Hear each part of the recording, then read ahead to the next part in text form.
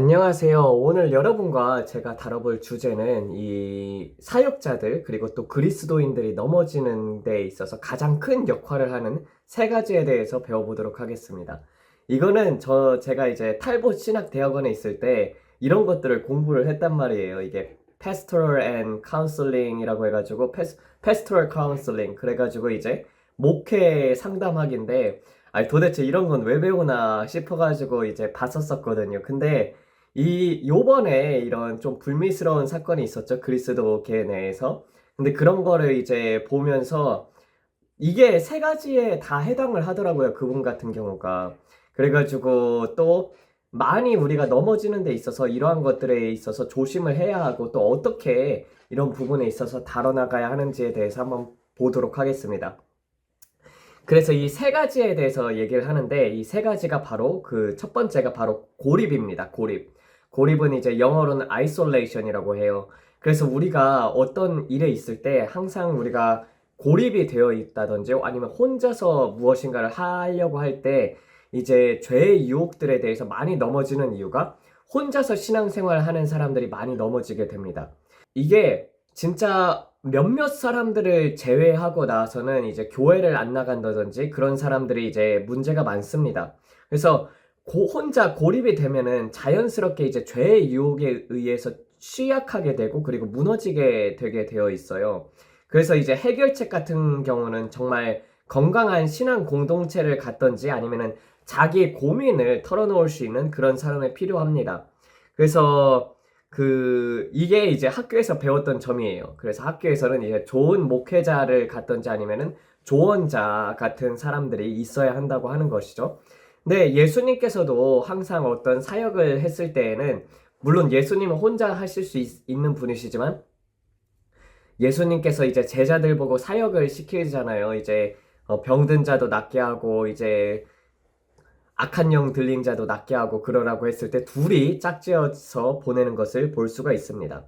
그래서 사역자들도 사람이기 때문에 서로 도울 수 있는 그런 사람들이 필요합니다. 그래서 결혼이 어떻게 보면 사역자에 있어서 가장 큰 축복이기도 하고 그리고 또 어떻게 보면 안 좋게 되면 정말 큰 불행일 수도 있는 게 결혼을 잘해야지 서로 세워주는 역할을 하게 됩니다. 그래서 서로 사랑하지 못하게 되면은 마찬가지로 이게 혼자 신앙생활 하는 거와 마찬가지로 고립이 된 그런 신앙생활을 하게 되는 것이죠. 그래서 1세기 때는 이런 혼자서 넘어지는 것 때문에 그래서 공동체 생활을 많이 이렇게 격려를 했었고 그리고 공동체 생활을 하게 되면서 신앙이 이렇게 견고하게 지어지게 되는 것이죠. 그래서 가정 예배를 드린다든지 이런 것들이 굉장히 도움이 됩니다. 그래서 성경에서도 보게 되면 모이기를 패하지 말라고 되어 있던 이유도 마찬가지입니다. 그래서 오히려 교회가 너무 더럽고 그리고 요새 교회에서 배울 게 없어서 교회를 안 나간다. 이런 사람들이 되게 편협적인 생각을 많이 갖게 되거든요. 물론 인본주의 교회들이 많이 있는 건 사실이기도 하지만 그래도 인본주의 교회라도 매 주일마다 교회를 가서 이제 신앙의 그런 틀을 마련하고 그리고 서로 교제하는 것은 굉장히 이제 성경에서 권하는 것이고 그리고 그렇게 될 때 이제 좋은 사람들끼리 그리고 신앙이 맞는 사람들이 있지 않습니까? 그런 사람들끼리는 친하게 지내는 것이 굉장히 도움이 됩니다. 넘어지는 사람들이 이제 많이 이제 혼자서 생활하게 되다 보면은 이제 게임이라든지 마약이라든지 술이라든지 담배라든지 섹스 그리고 또 이런 유혹에 빠지는 이유가 혼자서 고립이 되게 되면은 굉장히 외로운 사람들이 많단 말이에요. 몇몇 사람들을 제외합시다. 몇몇 사람들이라면 이제 구약의 선지자들이라든지 아니면은 특이한 케이스가 몇몇이 있습니다. 그런 특이한 케이스, 저도 이제 조금 약간 특이한 케이스긴 한데, 이런 몇몇 케이스를 제외하면은요, 혼자서 생활을 하게 되면은 사람이 무너지게 되어 있어요. 그래서 혼자서 생활하는 것을 피하게 되고, 그리고 피해야 하고, 그리고 또 가족이, 예수님을 믿으면 가족끼리 이런 공동체 생활을 갖든지, 아니면 그렇게 신앙을 누군가가 다듬어줄 그런 사람들이 옆에 있다는 것은 굉장히 큰 도움이 됩니다. 그래서 셀 모임이라든지 이런 것에 있어서 적극적으로 나가기도 하고 그리고 성도들끼리 이제 그런 이제 카톡을 만들어 가지고 서로 신앙을 이렇게 나눌 수 있는 그런 사람들이 옆에 있으면 굉장히 좋습니다. 그래서 사역자들도 혼자서 사역자지 않고 많은 돕는 자들이 있었습니다.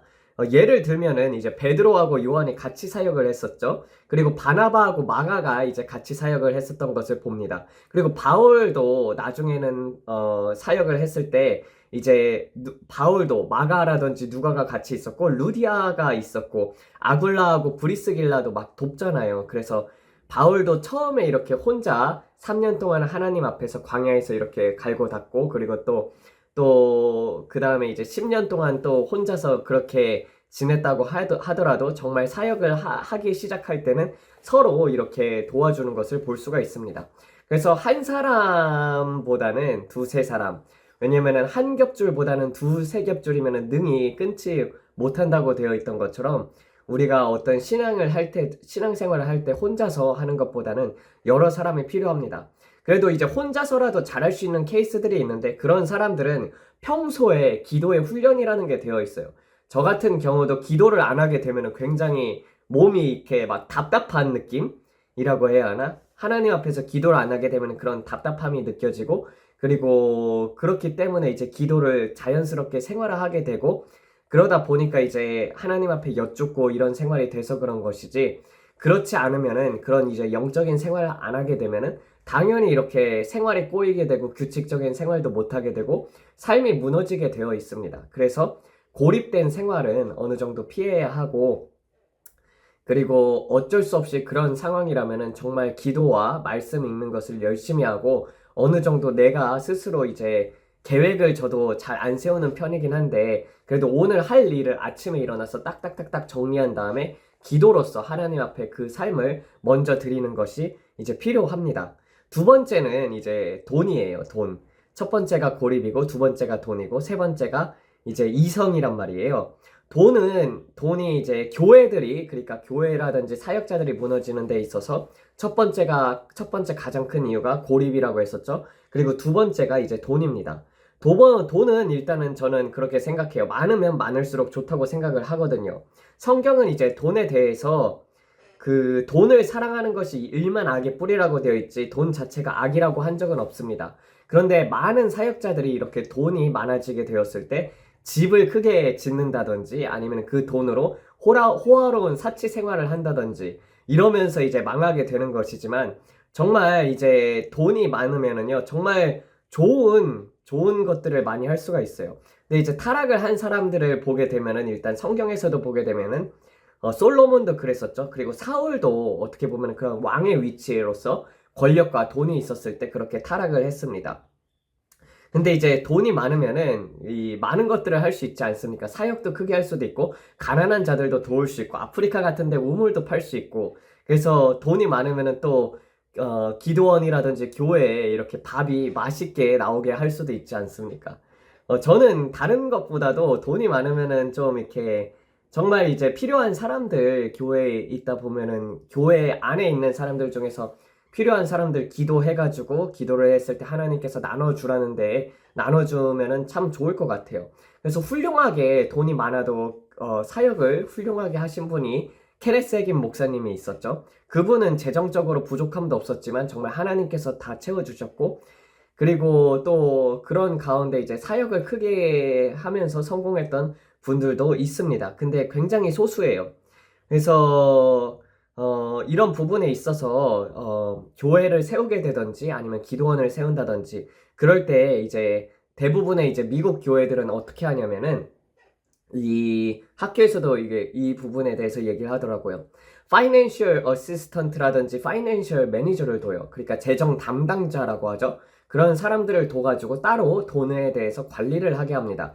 그래서 교단 측이라든지 목사님들이 그러니까 함부로 돈을 쓰지 못하게 하고 저도 그렇게 생각을 해요. 어떤 부분에 있어서 정말 이 돈이라는 것 자체가 유혹이 될 수도 있기 때문에 뭐 돈이 많아지면은 사역에 쓰면은 모를까 그런 걸로 막 사치품에 쓰고 뭐 그런 거는 진짜 아니라고 생각이 들거든요. 그래가지고 근데 그런 것에 있어서 그 사역자들은 특히 월급 생활하는 것이 굉장히 좋다고 봅니다. 그래서 미국에 있는 많은 교회들이 이렇게 따로 재정 담당자를 두고 그리고 모인 헌금들은 목사님들 같은 경우는 월급을 받는 형식이지, 그리고 그 돈을 자기 마음대로 쓰지 못하게 하는 경우가 많습니다. 그래가지고 교회를 세우면은 재정적인 부분에 있어서 투명하게 공개를 해야 한다고 생각이 들어요.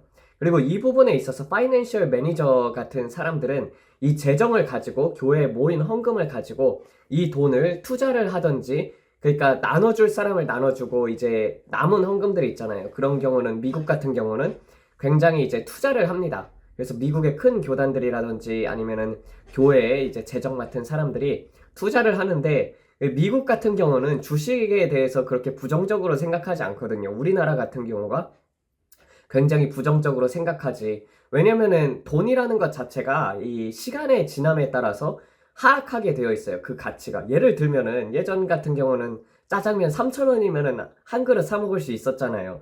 그래서 막 7,000원, 요새는 뭐 7,000원, 8,000원 그렇게 하지 않습니까? 그런 것처럼 시간이 지날수록 돈의 가치는 하락하기 때문에 은행에다가 돈을 맡겨놓는 것은 멍청한 짓이란 말이에요. 그래서 그런 것으로 이제 땅을 사가지고 그 공간을 이제 어떻게 텃밭이라든지 농장을 한다든지, 미국 같은 경우는 아니면은 땅을 사서 이제 투자 목적으로 땅을 산다든지 아니면 주식을 투자한다든지, 그렇게 해가지고 교회 재정을 불려서 그거를 이제 또 나눠주는 그런 역할을 하는 그런 재정 담당자가 있습니다.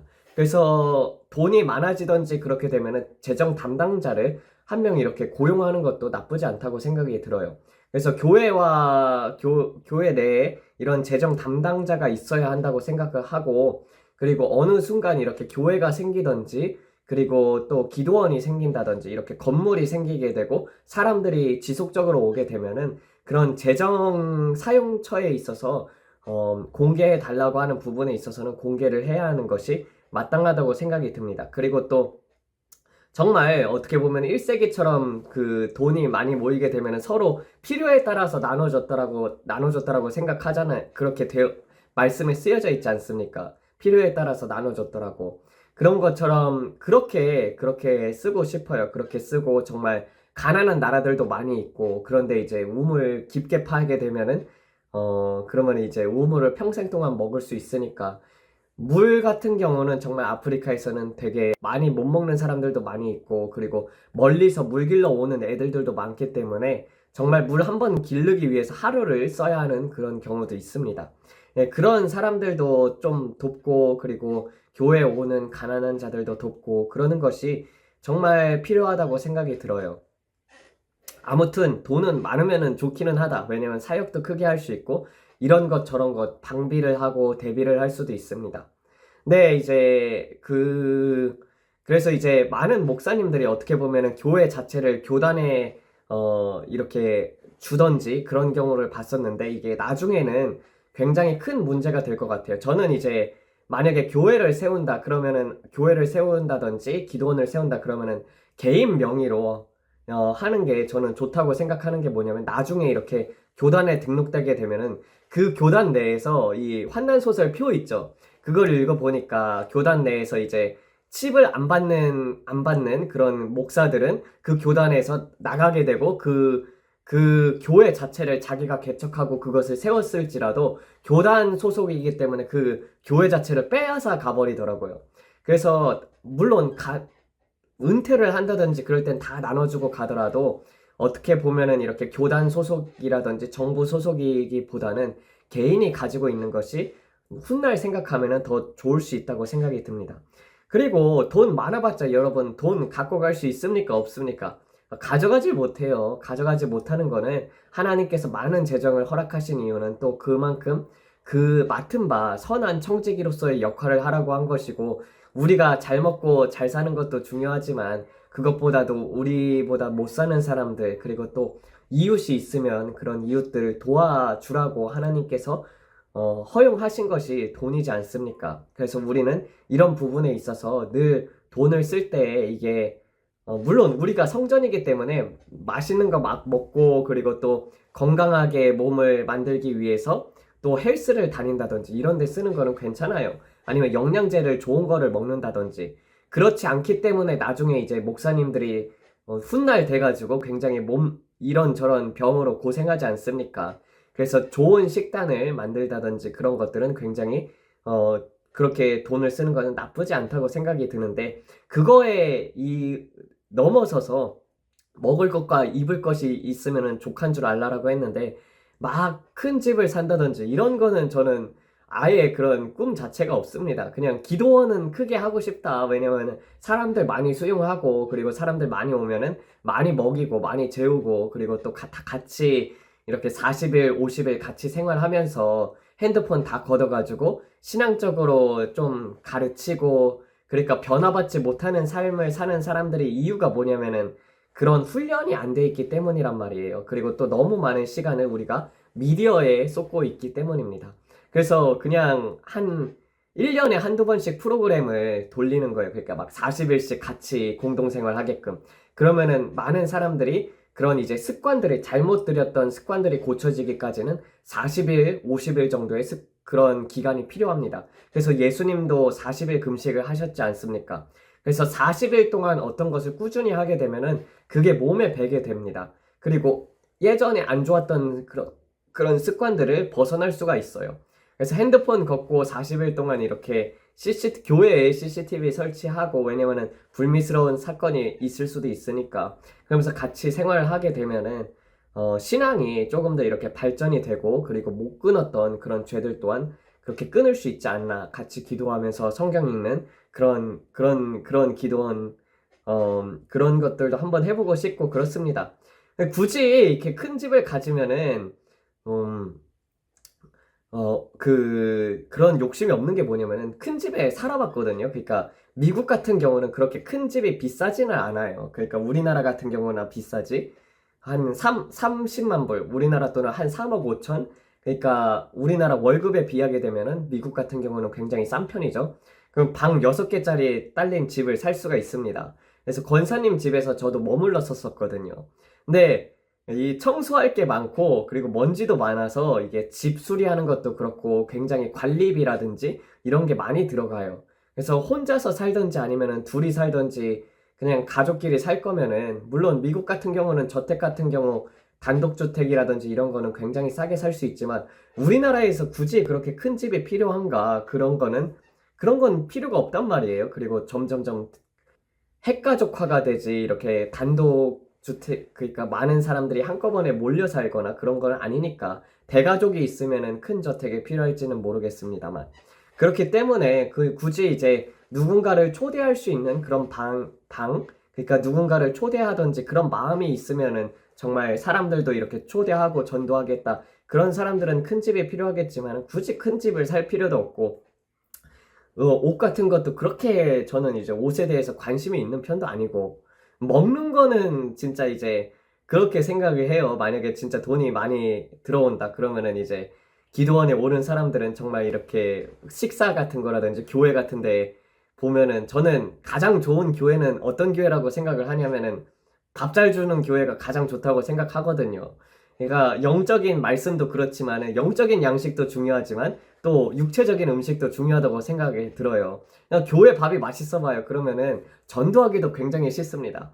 야, 교회 가자. 그러면은, 교회 가면은 뭐 하는데 밥이 맛있게 나와. 진짜 밥이, 호텔만큼 나온다. 아니면은 또 뷔페만큼 나온다. 호텔까지는 아니더라도 그 뷔페식으로 나온다. 그러면은 사람들이 먹을 거 먹기 위해서라도 온단 말이에요.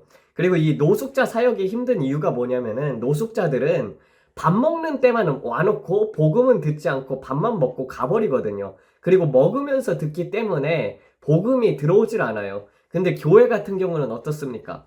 예배에 참석을 해야지 밥을 먹을 수 있지 않습니까? 그러니까 예배에 처음에 이제 밥 먹으러 다니던 사람들도, 어차피 앉아서 들어야 하니까 한번 저 사람이 뭘 말하나 한번 들어나 보자 해가지고 밥 먹다가 예수님 믿는 경우가 많단 말이에요. 저도 미국에 가가지고 맨날 양식만 먹다 보니까 한국 음식 먹고 싶다 이래가지고 금요일 날 성경 공부를 했었거든요. 그러니까 사모님께서 밥을 한국 음식으로 차려주신대. 그래가지고 금요일 날 한국 음식 먹으려고 가가지고 성경 공부를 하다가 예수님을 믿게 되었습니다. 그런 것처럼 이 먹는 것이 어떻게 보면은 저는 진짜 중요하다고 생각이 들어요. 이왕 먹는 거 맛있는 거 나오면 좋지 않습니까? 교회에 막 어, 음식이 뷔페처럼 나온다고 생각을 해보세요. 정말 그걸로도 부흥이 될 수 있을 거라고 생각이 듭니다. 근데 굳이 그런 거 말고는 딱히 그 돈 많았을 때 뭘 사고 싶다 이런 것도 없고, 그래가지고 아니면은 그냥 좀 많은 사람들 도와가지고 정말, 그리고 또 아니면은 좀 돈이 많게 되면은 그런 것도 할 수 있죠. 그 음식점 같은 데 다니면서 제가 여러분들 여기 음식들 다 쏠 테니까 제 말 좀 들어보세요 하면서 전도를 할 수 있죠. 왜냐면 전도하면 욕 먹잖아요, 요즘에는. 근데 밥을 사준다고 하면은 사람들이 저 사람이 뭔 말을 하는지 드러나 보자 이럴 수는 있을 거 아닙니까?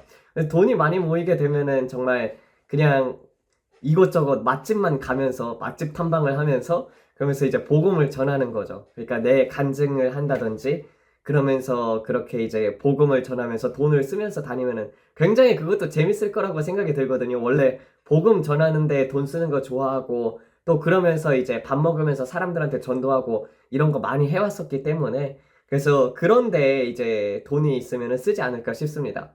그래서 여러분들이 후원을 해주면은 저도 이제 교회에 있는 애들 피자 한 번도 못 먹은 본 애들도 있더라고요. 그래서 그런 거 사주거나 아니면은 좀 그 간식들 사주고, 왜냐면은 한 끼 먹는 애들도 많이 있거든요. 그래서 그런 거 먹여주면은 굉장히 좋아합니다. 어, 근데 막 그 이상 뭔가를 돈이 많아서 뭔가를 하고 싶다 이런 거는 없는 것 같아요. 근데 많은 분들이 이제 돈으로 사치를 하고 그리고 또 돈으로 사람들을 다루려고 하고 그리고 뭔가를 내가 하려고 하기 때문에 그런 게 이제 문제가 생긴다고 생각이 듭니다. 하나님 앞에 기도를 하고 돈이 내 게 아니잖아요. 하나님께서 주신 것이고 내가 내 인생의 주인이 아닌 것을 알면은 나를 위해서 그렇게 쓸 수 있을까? 라는 것을 생각해 봤을 때 그럴 수 없거든요. 그래서 그런 모르겠어요. 저는 왜 그렇게 많이 큰 돈을 가져본 것도 아니지만 많이 큰 돈이 있다고 해서 막 그 돈을 이상한 데다 쓰고 그럴 것 같지는 않거든요.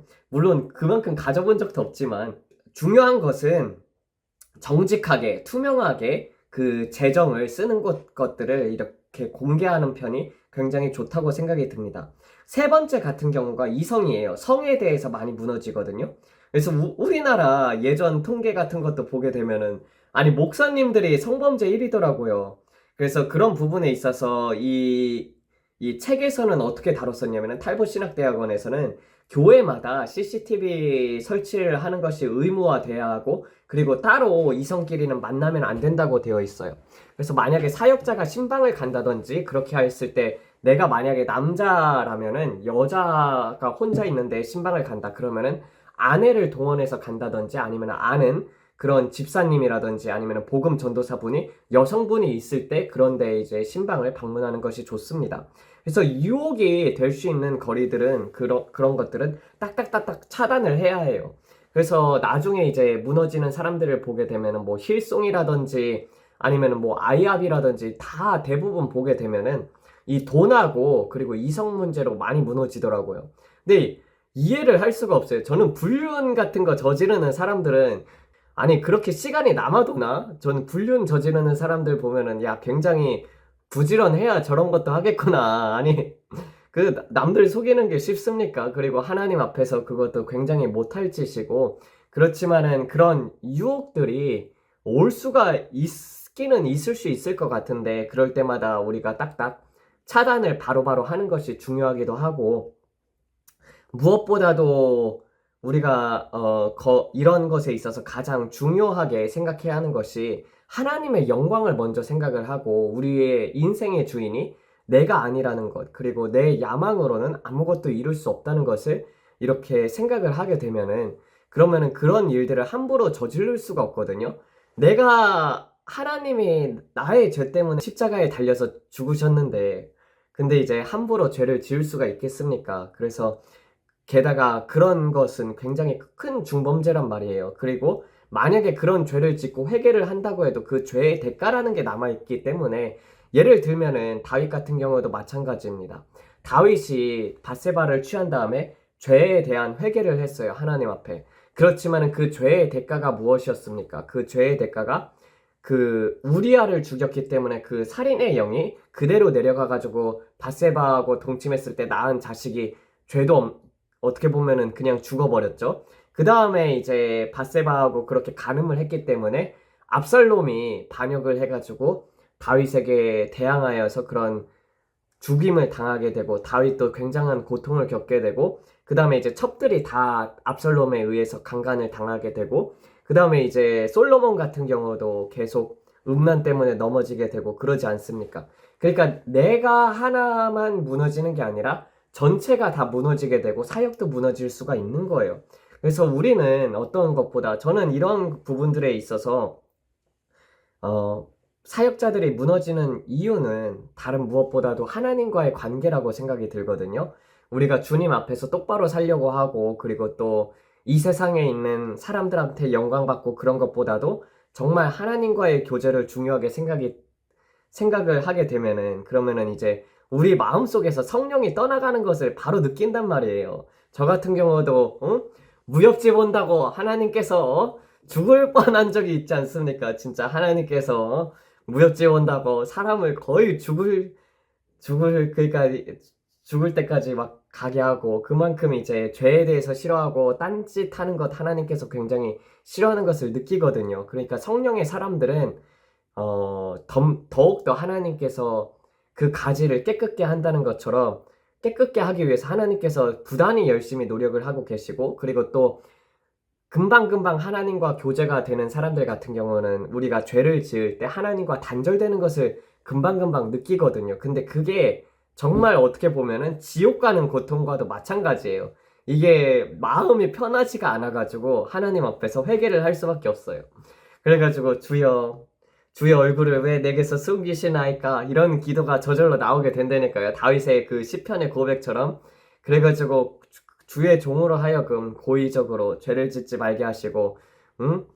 내 입술의 말과 내 마음의 묵상이 하나님 앞에 연락되기를 원하나이다. 이런 기도가 나오게 되어 있어요. 하나님과 더 교제하면 교제할수록 이러한 부분들이 더 많이 느껴지게 되어 있습니다. 물론 제가 막 그렇게 큰 데까지 올라가 본 것도 아니지만은 근데 막 그런 데에 막 관심이 없기 때문에 모르겠어요. 저는 이 이성에 대해서도 넘어지는 사람들이 정말 그 많은 사람들이 그러더라고요. 그 요셉 같은 경우도 보게 되면은 서 목사님이 한 번은 이런 얘기를 한 적이 있어요. 요셉 같은 그 목사님들 다 여러 남자 목사님이 많이 계신 곳에서 이런 얘기를 했었어요. 막 이쁜 여자가 한 해 한 해 한 옷을 입고 그러니까 한 해 한 해 한 옷 같은 경우는 막 실오라기 같은 옷이겠죠. 그런 거를 막 입고 다가와서 유혹하면은 거기서 도망갈 사람 몇 명이나 있겠냐고 어떻게 하겠어요 목사님들 그랬더니까 다 목사님들이 다 침묵하더라고요. 근데 저는 그런 게 있어요. 저는 그 제 이상형이 그런 거와는 전혀 맞지를 않습니다. 첫 번째 조건이 기품 있는 여자예요. 그러니까 기품이 있다라는 것은 꽃이 벌을 날아오게 하는 것이지 그러니까 꽃이 저절로 벌이 날아오게 하지 꽃이 유혹하지는 않는단 말이에요. 그러니까 유혹을 하는 여자인 경우는 이제 벌써 저는 이게 그러니까 이렇게 여자가 막 덮치려고 달려드는 거는 저는 무섭거든요, 솔직히. 그런 거 보면은 진짜 야, 진짜 저 사람들 잡아먹으려고 하는 그런 것 같다. 막 그러면서 그래서 기품이 없잖아요. 사람이 남자를 막 덮치려고 하는 여자들 보면은 저는 천박하다고 생각하거든요. 그리고 천박한 사람들끼리라는 거는 어울리고 싶지를 않아요. 그러니까 좀 그런 성격입니다. 그래서 그런 데 있어서는 막 모르지 그런 거에 있어서는 딱딱 그렇게 반대를 하지만 다른 분들은 어떠실지는 모르겠습니다. 어쨌든 그 이성에 있어서도 굉장히 조심을 해야 하는 게 많습니다. 그래서 교회 같은 데에서도 굉장히 좀 불미스러운 사건도 있기 때문에 그리고 또 그러한 것들을 원천적으로 차단하기 위해서는 남들을 만날 때 이성으로 반대 이성을 만날 때는 다른 사람을 동원을 한다든지 그래야지 홀로 이렇게 만나게 되면은 교회 내에서도 이런저런 시끄러운 일이 있고 그리고 여자들 같은 경우나 남자들 같은 경우도 뭐 이상한 사람들이 있거든요. 양신 역사 들려가지고 뭐 목사님이랑 결혼을 해야 한다고 하나님께서 말씀하셨습니다. 뭐 이런 사람이 있어요. 그래서 뭐 부흥사들도 보게 되면은 아니 자기와 결혼해야 한다고 하는 여자가 하나님께서 그렇게 말했다고 하는 사람들이 막 5명, 6명이 있다고 하는 거예요. 죄다 그게 자기가 좋아서 그런 양심 역사가 생기는 거고, 우리가 감정을 하나님의 영과 그렇게 구별을 잘 못해서 그런 일들이 발생할 수도 있거든요. 그래서 굉장히 이런 부분에 있어서 사탄들도 우리의 약점들을 잘 알고 있습니다. 그래서 그런 약점들을 잡아서 그렇게 넘어뜨리려고 하기 때문에 그런 부분에 있어서는 굉장히 조심을 해야 합니다. 여러분들은 어떤 부분이 좀 이렇게 좀 많이 넘어지는지는 잘 모르겠지만 그 모든 것들을 다 이겨낼 수 있는 힘은 어디서 나오냐면은 우리가 매일 하나님 앞에서 무릎을 꿇고 기도를 하고 내 삶을 하나님 앞에 맡겨드리는 것이고 100%다 하나님께 올려드릴 때 우리가 넘어질 수 있어요. 넘어질 수는 있는데 근데 그런 넘어짐도 없이 잘 갈 수 있는 케이스들도 있단 말이에요. 그런 것들은 이제 정말 하나님과의 교제가 잘 될 때 이런 것에서 벗어날 수가 있습니다. 아무튼 저는 그 고립에 있어서는 저는 해당하기는 한데 그렇다고 해가지고 제가 뭐 딴짓을 하는 것보다도 좀 많이 게으르게 됩니다. 저는 이게 고립을 하게 되면은 좀 이렇게 또 특히 추운 날 같은 경우는 잠이 많아져요.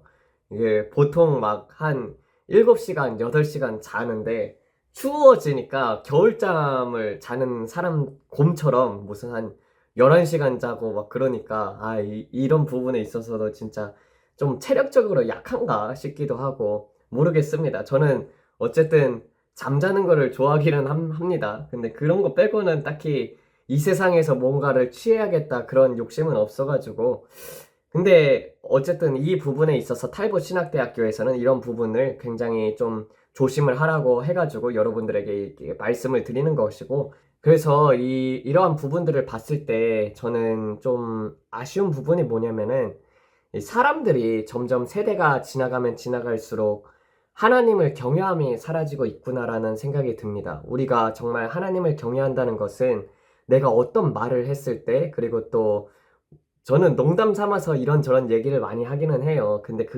그런 얘기들이 과연 하나님 앞에 영광이 되는가? 그러니까 험하게 말을 하게 되면은 그건 하나님 앞에 영광이 되지를 못하잖아요. 그리고 또 어떤 부분에 있어서 그 사람에 대해서 이제 나쁘게 얘기를 한다든지 그런 것들도 하나님 앞에 영광이 되지 못하는 것이고, 그리고 또 내가 정말 아내가 있는데 누구를 만난다 이런 것 자체가 신의에 대해서 생각을 하지 않는 것이고, 저는 신의에 대해서 굉장히 중요하게 생각을 하는 편이기 때문에 그리고 또 하나님을 경외하지 않기 때문에 그러는 것이죠. 남의 아내를 탐하는 것을 왜 남의 아내를 탐합니까? 난 진짜 상식적으로 이해가 안 되는 사람들이에요. 유부녀 건든다든지 이런 사람들이라든지 아니면 여자친구, 남자친구 있는 사람들을 건든다든지 저는 이런 것들은 좀 이해를 할 수가 없습니다.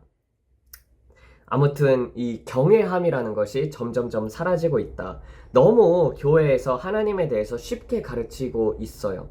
그러니까 사랑을 강조를 하면서 우리가 지은 모든 죄를 회개하는 것도 맞아요. 맞기는 한데 그렇지만은 경외함이 있으면은 그런 것들을 멀리하게 되어 있거든요. 왜냐면은 하나님이 싫어하고 무엇보다도 하나님의 이름에 먹칠을 하니까 근데 이제 너무나도 요새는 쉽게 하나님의 이름을 망령되이 일컫는 사람들도 많고 그런 면에 있어서 예전에 있었던 신앙의 선배들이 어떻게 보면은 더 훌륭히 역사를 했다. 전 잘 모르겠습니다. 어떻게 이렇게 급속도로 나라들이 타락된 이유가 정말 영계가 그만큼 혼탁하고 그리고 또 사람들이 시대의 지남에 따라서 물질 만능주의가 돼서 그런지도 모르겠지만 근데 거기에 있어서 좀 너무 법이 허술해졌다.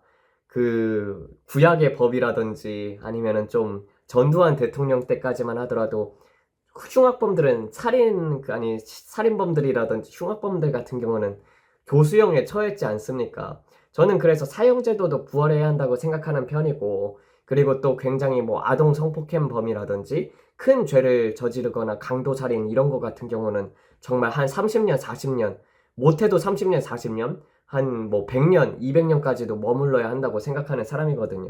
그런 사람들은 사회하고 격리를 시켜야 하는데 너무 이 인권 하다 보니까 피해자의 인권을 생각하기보다는 가해자의 인권을 생각하고 가해자가 모니터에서 보게 되면은 그 모니터링을 해가지고 모자이크는 가해자를 시키고 피해자의 얼굴은 버젓이 노출시키고 이런 거 보면은 이해가 안 갑니다. 이 세상이 얼마나 타락을 했으면은 범죄자가 대통령이 되려고 하는 세상이지 않습니까? 그래서 법이 좀 엄격하게 바뀌어야 한다고 생각하고 있어요. 그리고 또 그만큼 하나님에 대해서도 쉽게 생각한단 말이에요.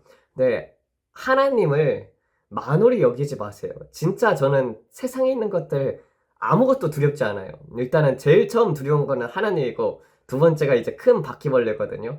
사자나 뭐 호랑이 이런 것들은 두렵지가 않아요. 그냥 죽으면 되고, 그 앞에 섰을 때도, 아니 곰 같은 경우도 뭐 3m 앞 이 정도에서도 봤었거든요. 큰 곰 같은 경우도 그냥 저는 막 지나가려고 하고 있는데 사람들이 막 말리더라고요.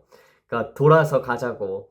근데 그런 것들도, 아니 저는 오히려 그 곰 앞에서 곰 세 마리 부르고 있었던 사람이라서 막 덩치 큰 야수라든지 뭐 이런 것보다도 진짜 이제 좀 무서운 경우는 하나님. 왜냐면은 우리를 바로 지옥에 보내실 수도 있는 분이시니까. 그래서 또 그럴 때 이제 또 하나님과의 그 관계의 단절이 되는 거를 저는 느껴본 적이 있거든요. 그게 되게 큰 고통이었었기 때문에 그런 것을 다시 경험하지 않기 위해서는 이런 부분들을 정말 조심해야겠다. 이런 생각을 하고 있고, 여러분들도 이 하나님을 경외하는 영을 가지시길 축복을 드립니다. 마지막으로 기도하고 마치겠습니다. 하나님 아버지, 오늘 이렇게 해가지고 그 넘어지는 세 가지에 대해서 배웠습니다. 첫 번째가 고립이고, 그리고 두 번째가 돈이고, 세 번째가 이성입니다. 아버지, 이러한 것들로 많은 사역자가 넘어지고 있는데 주님 정말 거룩한 자들을 세워주시옵고, 주님을 경외하는 영을 이것을 듣는 사람들에게 넣어주시옵소서.